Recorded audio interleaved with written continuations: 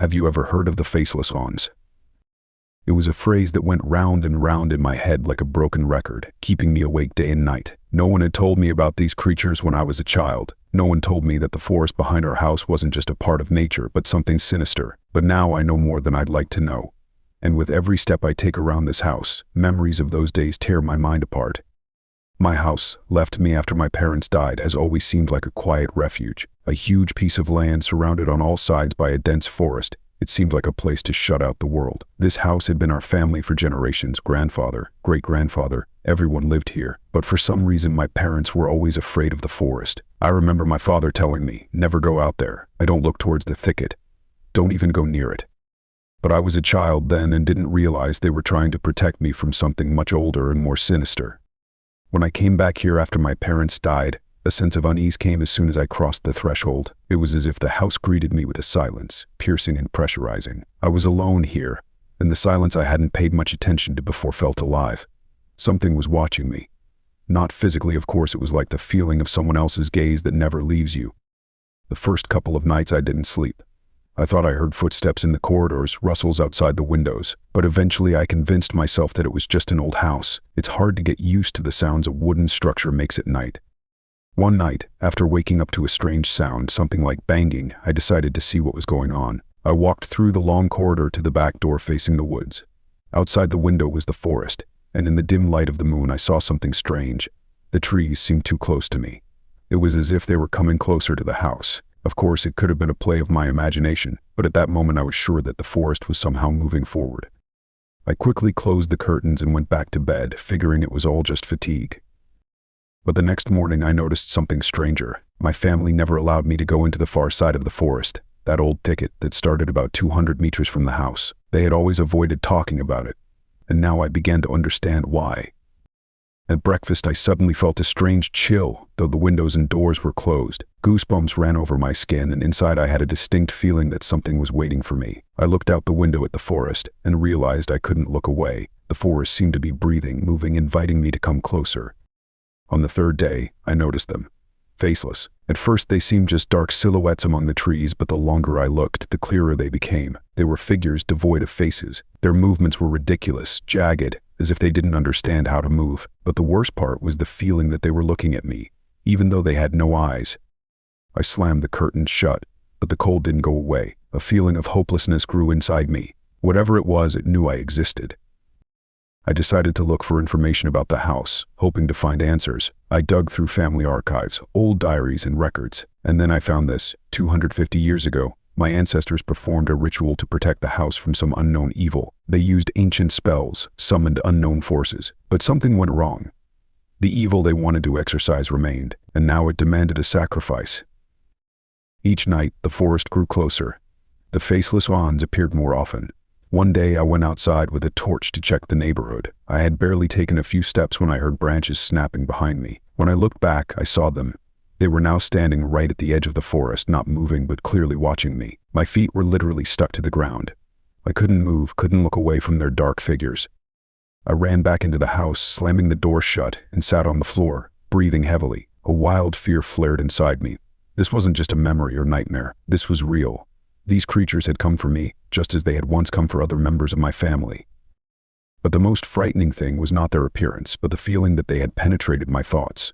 Their presence was everywhere, in my dreams, in every corner of my mind. I could not escape the thought that I myself had fallen prey to them, without even making contact with them. It was as if they were feeding on my fear, slowly squeezing the remnants of reason out of me.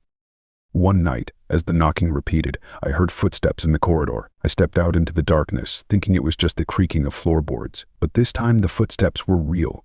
I walked down the corridor to the back door that led into the woods. At that moment, I felt their breathing behind me. Turning round, I saw a shadow. One of the figures was standing at the end of the corridor. I didn't know what to do.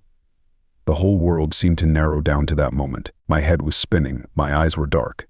I shut the door abruptly and ran to my room, slamming the door behind me. I tried to hold my mind, but they would not let me rest. Each night they came closer, their footsteps becoming more distinct. Claw marks began to appear on the walls of the house. Even though there was no physical contact, it seemed as if they had penetrated the very fabric of this house, and now the house was part of them. I decided to leave. I packed my things and ran out of the house without looking back. but the forest wouldn't let me leave. Just as I took a few steps towards my car, the air around me began to give way. Darkness, thick and cold, like a living substance, descended upon me. The trees around me began to seem taller and closer, their branches reaching for me like claws. I rushed back into the house, slamming the door so fast I almost broke the key. Everything inside me was screaming, "Run. Run for your life, but where to?" The forest was no longer just a forest, and the Faceless were no longer shadows to be ignored. I was trapped, a prisoner of the house that seemed to have become part of their ritual itself. Meanwhile, the figures by the forest continued to watch, slowly approaching. They did not move like normal people. Their movements were jerky, as if someone was pulling on invisible threads. Sometimes their arms twisted at strange angles, their legs buckled, but they kept going, not stopping for a second. Fear gripped every cell in my body. I couldn't breathe, couldn't move. The Faceless Ons existed outside of time, outside of reality, and they wanted me. The nights became endless. I didn't sleep anymore. Every time I closed my eyes, I saw them, next to my face, their blurred, faceless silhouettes frozen in eerie silence. I tried to force myself to wake up, but dream and reality merged into a single nightmare. On the 5th day without sleep, I felt my sanity begin to fade. Dreams and reality were no longer distinguishable. The whole house was filled with their footsteps. The windows no longer reflected light, they showed only endless darkness and silhouettes that were closer every moment. On the 7th night, when my whole body was burning with fatigue and my mind was frantically trying to find a way out, I heard a voice, a hoarse whisper, barely audible, echoed throughout the house. I couldn't understand the words, but the meaning was clear: payment. The time has come. With desperation, I rushed to the family records, rereading the ancient diaries again, looking for some clue. And then I found an entry, short but scary: "Sacrifice will be called for. Run if you can." I realized the truth. My ancestors had made a deal, but they hadn't paid the price, and now this evil has come for me. Not because I was chosen. It was simply time for whoever was left to be the last of his kind. And I was the last. The forest was reaching for me. The walls of the house were crushing me. The footsteps of the Faceless Ones filled the corridors, and I realized there was no way out. I had become their prisoner, like all before me. No one can escape the Faceless Ones. It all started when I installed the smart home system, a decision I would soon regret. At first, I was thrilled by the convenience. I could control everything with my voice: the lights, thermostats, security cameras, even the door locks. It was like stepping into the future, where technology made life easier and safer, or so I thought. A week passed, and that's when the first odd thing happened. The lights in my living room would flicker on and off without me touching a thing. I chalked it up to a technical glitch. I mean, it's tech, right? Bugs happen. But then, my thermostat began to change its settings randomly, swinging from freezing cold to unbearably hot within minutes. Again, the app showed nothing: no records, no changes, just an eerie silence. It felt wrong, but I told myself it was probably just some kind of electrical interference. Nothing I couldn't fix. I never imagined that my home, once my sanctuary, would become my prison. One evening, I received the first email. Its subject line was blank, and the content consisted of just 5 words: "I'm watching you. Be careful." I stared at my screen, confused and unsettled. My mind raced with possibilities: a prank, maybe? Some sick joke? I ignored it, deleting the message without a second thought, though my fingers trembled as I did. I tried to laugh it off, but even then, something was gnawing at me. Something about the message felt personal, like whoever sent it wasn't just joking, they were serious. That night I barely slept. I lay awake, staring at the ceiling, every small creak of the house sending chills down my spine. My thoughts circled back to the email: who would send something like that? How would they know anything about me? When I finally drifted off, my sleep was restless, filled with nightmares I couldn't remember upon waking, just a lingering sense of dread. Over the next few days, things escalated. I started seeing someone. No, not seeing in the romantic sense, seeing someone watching me. Every time I left the house, I had this feeling, like eyes were burning into the back of my neck. At first, I thought I was being paranoid. I glanced around nervously, but there was no one in particular to focus on, just strangers walking by, minding their business. But the feeling persisted. One evening, I swear I saw someone standing at the corner of the street, just outside the range of my house's cameras. A figure in the shadows. I couldn't make out their face, but they were there, motionless, just staring. I locked the door, trying to convince myself it was just a trick of the light, but a creeping sense of unease had already settled in my chest. 2 days later, the second email came. This one was far worse. It wasn't just a message this time, it came with an attachment. A video. I hesitated before opening it, my stomach churning with anxiety. When I finally pressed play, my world froze. It was a video of me, sleeping. The camera captured me lying in bed, my chest rising and falling with every breath. But the angle, it was wrong. It wasn't from any of my cameras. I knew every single position in my house, and this was shot from somewhere else. Somewhere someone shouldn't have been. I immediately checked the security system. No logs, no entries, no breaches. Everything was normal, or so it claimed. But I knew better. Panic surged through me, my hands trembling as I called the police. When they arrived, I showed them the email, but the video was gone. Just like that. Vanished, as though it had never existed. The officers exchanged skeptical glances before gently suggesting that maybe I'd been hacked, or worse, that I'd imagined the whole thing. They left me with a few sympathetic words and nothing else. I could tell by their expressions that they thought I was losing it. But I wasn't crazy. At least I didn't think so. As the days went on, my fear turned to paranoia. I stopped leaving the house unless absolutely necessary. I barely slept, constantly on edge, feeling watched at every moment. Every night I checked the locks, the cameras, the windows, but nothing seemed out of place. Nothing except the nagging certainty that someone was always just beyond my sight, observing me. Then came the third email. You have great taste in clothes. My blood ran cold. I sprinted to my closet, ripping open the doors.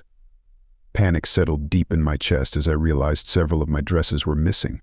Not just any dresses, but the ones I wore most often. Whoever this was, they weren't just watching me. They'd been inside my home. The thought was unbearable. Someone had violated my space, my sanctuary. I felt like I was suffocating, my breath quickening as I tried to rationalize it. Maybe I had misplaced them? No, I knew they were gone, and deep down I knew why. That night, I didn't sleep at all. I stayed awake, waiting for anything to happen. And then at 3 a.m. it did. The sound of the front door opening and closing over and over again. It echoed through the house, loud and deliberate. My heart pounded in my chest as I rushed to the entryway, my phone in hand, already dialing the police.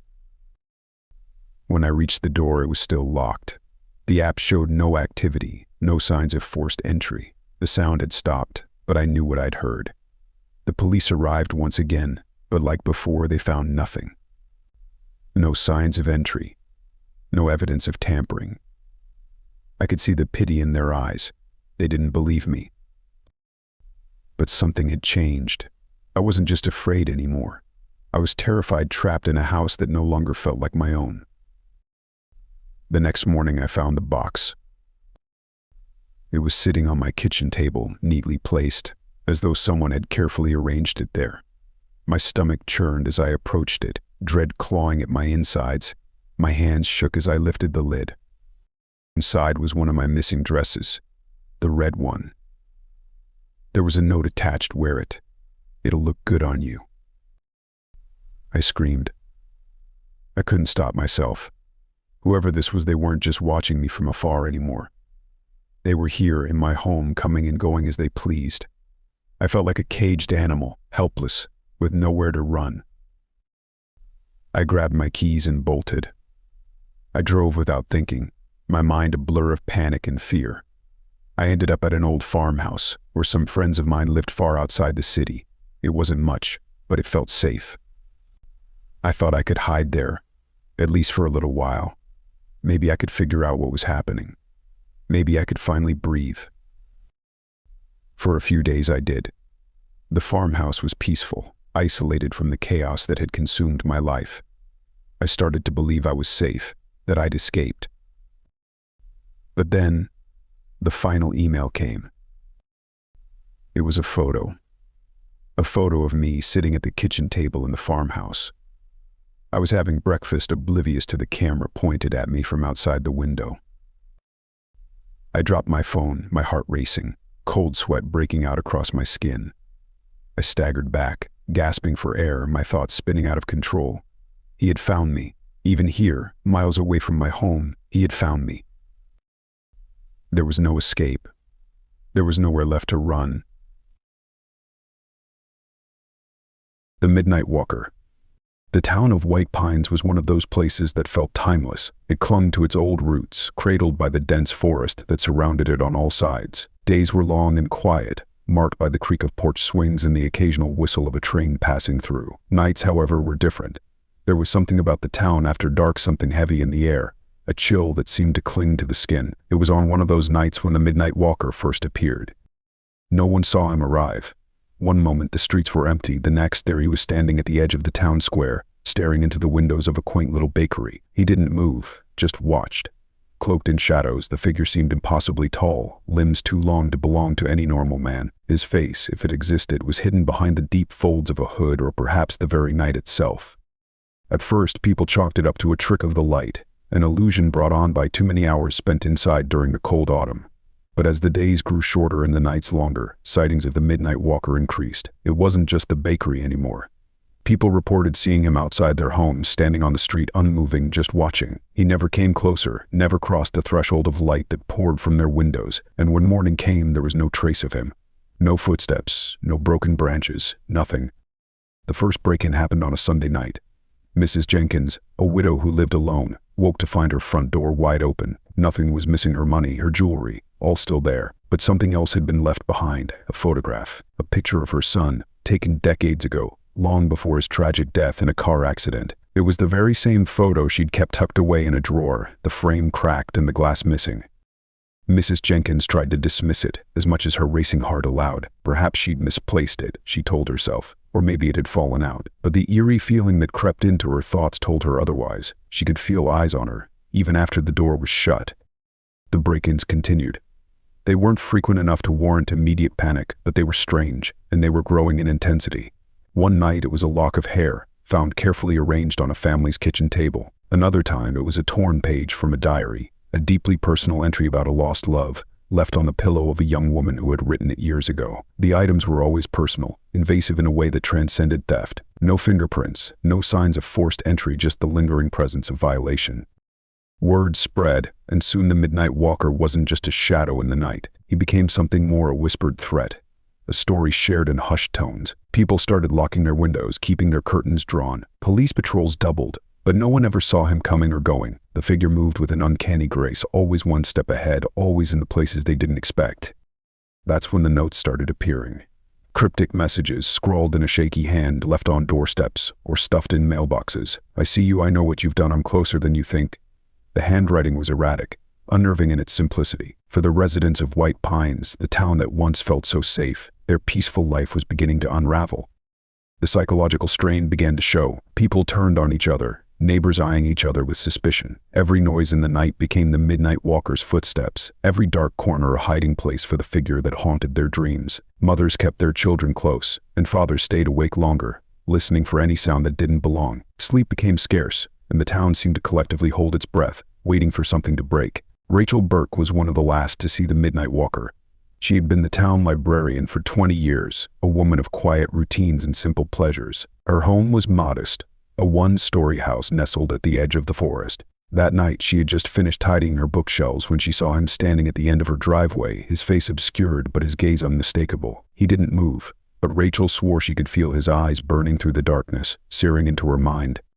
She locked her door, her hands trembling as she closed the curtains. The image of him standing there, silent, watching it wouldn't leave her. She tried to sleep, but the darkness in her room felt alive, pressing down on her chest, making her heart race. When she finally drifted off, it wasn't long before she was jolted awake by a sound of soft creaking, as if someone were moving just outside her bedroom door. The next morning she found a note, left neatly on her kitchen counter. "I've always known where you are." Rachel was never the same after that. Her nerves were shot, her mind unraveling at the edges. She refused to leave her home, paranoid that the Midnight Walker was always close, waiting for her to make a mistake. The town grew quieter in the following weeks. The break-ins became less frequent, but the fear remained. Even the police, who once patrolled with a sense of duty, started to look over their shoulders, glancing into the shadows as if expecting the figure to materialize from thin air. And then, just as suddenly as it had begun, the sighting stopped. No more break-ins, no more notes. The midnight walker vanished, leaving behind only a town steeped in paranoia, its residents scarred by his presence. Months passed, and the town tried to move on, but there was always a lingering doubt, a question no one wanted to voice. Had the midnight walker truly left, or was he simply waiting for the right moment to return? The break-ins had ended, but the feeling of being watched, the unsettling sense that something or someone was still lurking just beyond the reach of the streetlights, never fully went away. One late night, Rachel Burke found herself walking through the town square, drawn by a restlessness she couldn't explain. The streets were empty, the air thick with the cold bite of winter. Her breath formed small clouds as she walked, her footsteps echoing against the cobblestones. She paused by the bakery, the same one where the midnight walker had first been seen. For a moment, Rachel felt a strange sense of calm, as though the nightmare had finally ended. But as she turned to head back home, a shadow flickered at the edge of her vision. She froze. Slowly, her eyes moved to the darkened alleyway nearby, where a tall figure stood, barely visible, watching. Her heart thundered in her chest, her body frozen in place. The midnight walker, he hadn't left. And now he was closer than ever. The Haunting of La Quebrada. Mexico City, 2013. I have never been one to believe in ghosts or spirits. As a police officer, I was trained to deal with the hard facts, the cold, unflinching reality of crime, violence, and human depravity. Yet, in the autumn of 2013, in the Valley of Mexico, that belief system was shattered. This is my account, one I would prefer to forget, but one that haunts my every step to this day. It was late September, and I was stationed with a handful of other officers in a small precinct on the outskirts of Mexico City. We had been receiving calls from the locals about strange occurrences in a remote forested area near La Quebrada, a place where even the most hardened criminals avoided setting foot. The residents were terrified whispers of satanic rituals, strange chants echoing from the woods, and unnatural sightings made it hard to ignore. But for the most part, we dismissed them as overblown folk stories. That night, however, everything changed. Around midnight, the call came in. Several neighbors had reported seeing flickering lights coming from an abandoned house in the forest, a house that had been empty for years, left to rot and collapse beneath the weight of time. The lights, they said, were unnatural, casting eerie, blood-red shadows on the surrounding trees. A small group of us was dispatched to investigate. There were 4 of us: me, Officer Ramirez, Officer Mendoza, and our commanding officer, Lieutenant Velasco. We were an experienced crew, used to the worst Mexico City had to offer. As we drove through the darkened streets, the city lights gave way to nothingness, just a stretch of rough dirt road leading into the forest. The only sound was the rumble of the engine and the occasional chirp of crickets. When we arrived, the scene was more unsettling than we expected. The house was a decaying structure, its windows shattered and roof partially caved in. But there was light, faint, flickering light, seeping through the cracks in the wooden planks. As we approached, the faint smell of burnt incense and something far more metallic blood drifted through the cool night air. We fanned out, weapons drawn, as Velasco led the charge. "Be cautious," he whispered, his voice barely audible over the rustling of the wind.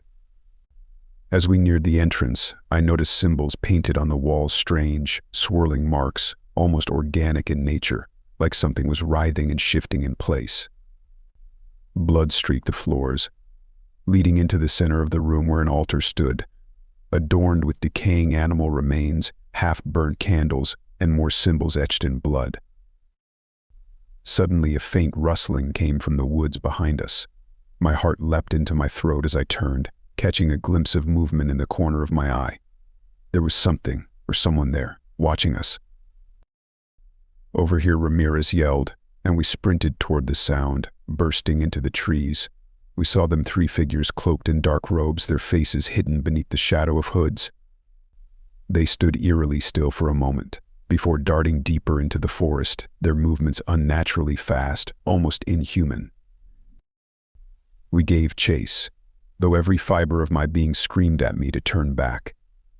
As we ran, the forest seemed to close in on us, the branches reaching like skeletal fingers, snagging at our uniforms, trying to pull us back. I began to feel a pressure in my chest, like the weight of the entire forest was bearing down on me. Then, suddenly they vanished. I stopped dead in my tracks, gasping for breath. The forest was still now unnervingly quiet, as if all the creatures that once inhabited it had fled. Velasco radioed in for backup, but the static that returned was loud, distorted, like someone or something was interfering with the signal. "Stay sharp," Velasco growled, his eyes scanning the darkness. But something was wrong. I could feel it deep in my gut. This wasn't just a group of criminals playing with fire. There was something else here, something ancient, malevolent. Then the voices began. At first they were faint, like the distant murmur of wind. But as we stood there trying to orient ourselves, they grew louder, clearer. Whispers incoherent yet somehow filled with dread. They came from all around us, shifting from one side to another, circling us. "Did you hear that?" Mendoza muttered, his voice trembling. His flashlight shook in his hand as he swept the beam through the trees, illuminating nothing but the twisting shadows. I didn't respond. I was frozen, my feet rooted to the ground as the whispers intensified, growing into a cacophony of laughter, screams, and low, guttural chants. The forest seemed to come alive, moving with a life of its own. Velasco's face paled as he scanned the surroundings. "Let's fall back," he commanded, but it was too late. Ramirez cried out suddenly, clutching his head and dropping to his knees. "It's in my head," he screamed, his voice cracking with terror. Get it out, he clawed at his own skull, as if trying to tear something out of his mind. We rushed to his side, but there was nothing we could do.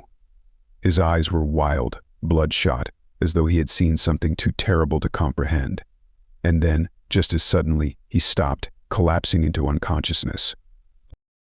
We had to get out of there. I slung Ramirez over my shoulder, Velasco took point, and Mendoza covered our rear. As we retraced our steps back to the clearing, the voices followed us, growing louder and more menacing. I could feel them now closer. They weren't just in the trees, they were inside my head, slithering like cold, wet tendrils through my thoughts. Every step felt heavier than the last, as though the ground was swallowing us up. Suddenly, Mendoza screamed, stumbling backward. I turned to see him pointing his flashlight into the trees. I followed the beam, and there it was. A figure, pale and translucent, standing just beyond the reach of the light. Its face was nothing but a blur of darkness, but I could feel its gaze, a burning, malevolent force that pierced right through me. We sprinted the last few meters back to the house, slamming the door behind us. Velasco radioed for immediate backup, but again, all we got was static. Ramirez was convulsing now, murmuring in a voice that wasn't his own, speaking in tongues I couldn't understand. His body twisted in unnatural ways, his eyes rolling back into his skull. We barricaded ourselves inside the house, but it was a futile gesture. I could feel it, the darkness was inside with us, pressing down on every inch of the rotting wood, squeezing the breath from our lungs. Shadows danced along the walls, forming grotesque, shifting shapes that writhed and screamed in silence. Then, just when I thought the tension would snap, the door flew open, but it wasn't the backup we were hoping for. Instead, the three figures in dark robes stood there, watching us.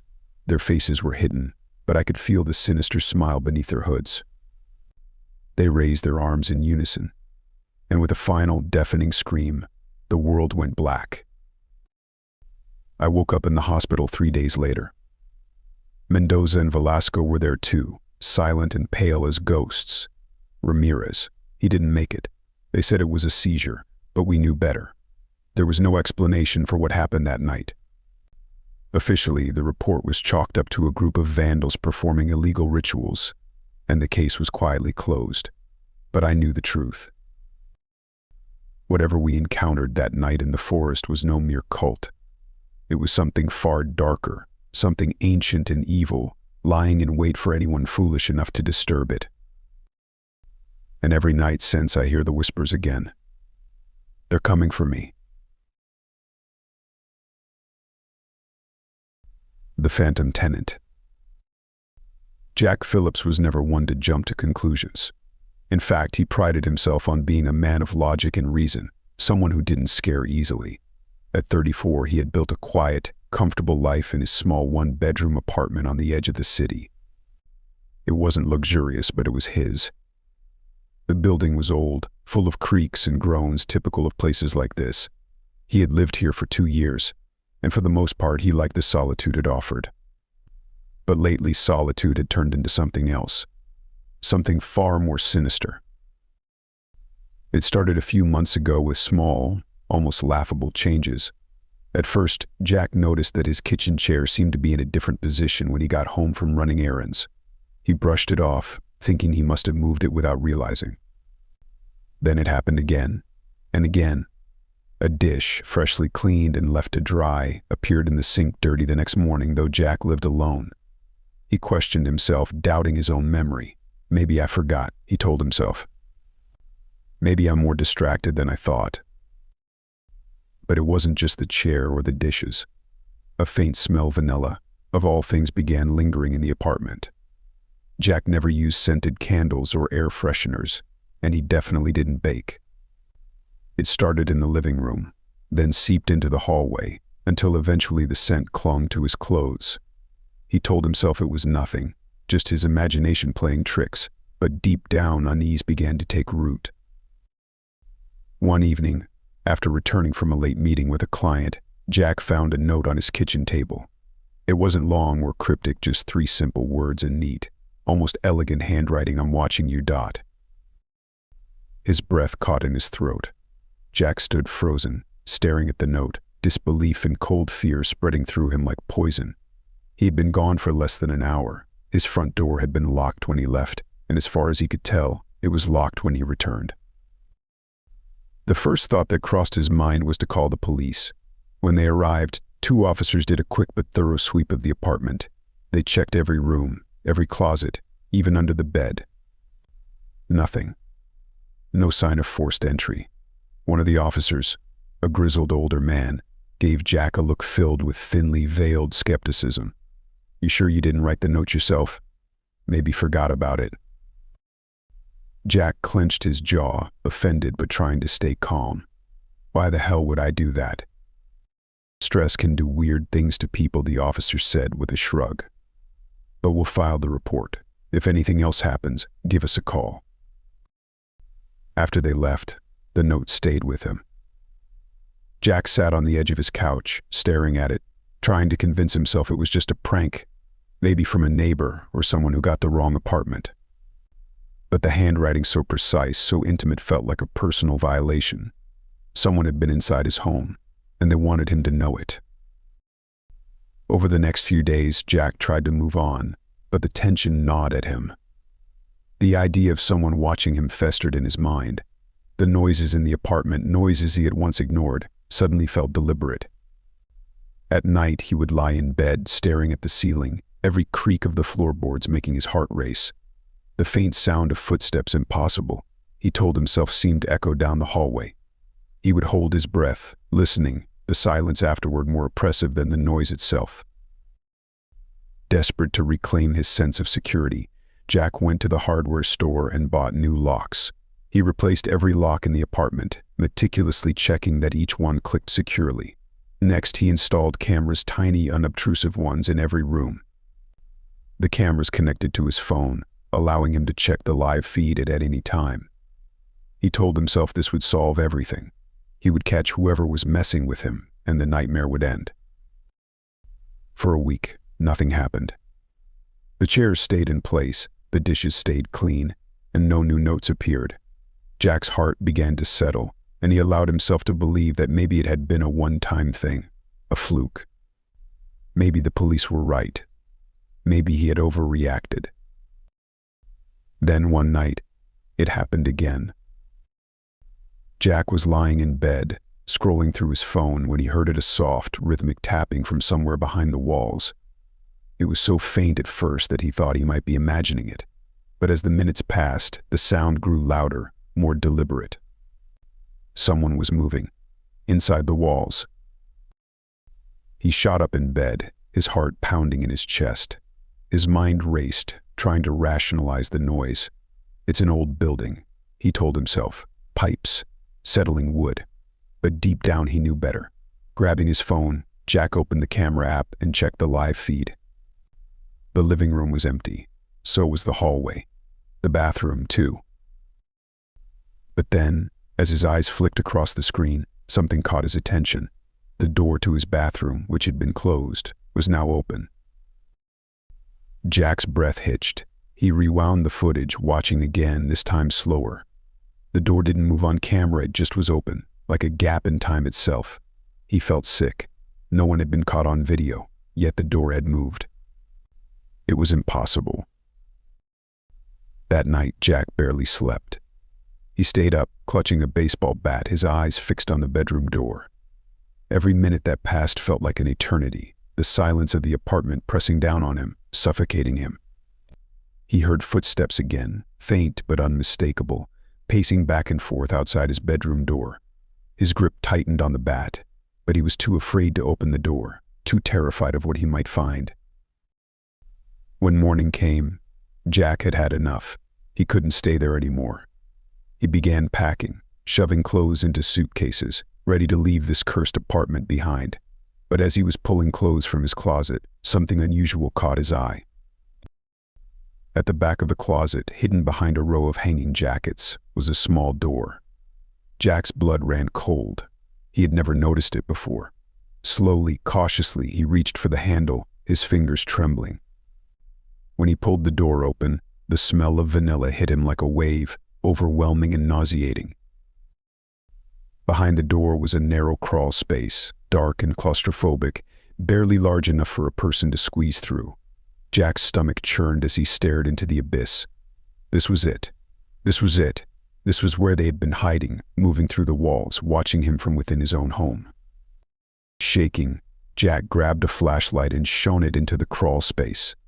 The beam of light cut through the darkness, revealing dusty old pipes and insulation. But then, as he moved the light, something glinted. A small, crumpled pile of papers, notes, just like the one he had found on his kitchen table. Dozens of them. And then, a sound, a whisper. Soft, delicate. Coming from the darkness, I'm still watching you. Jack stumbled back, slamming the door shut. His hands shook uncontrollably as he grabbed his suitcase and bolted from the apartment. He never went back. He didn't need to, because he knew he had never been alone. And whatever had been living with him, wasn't done. They never would be.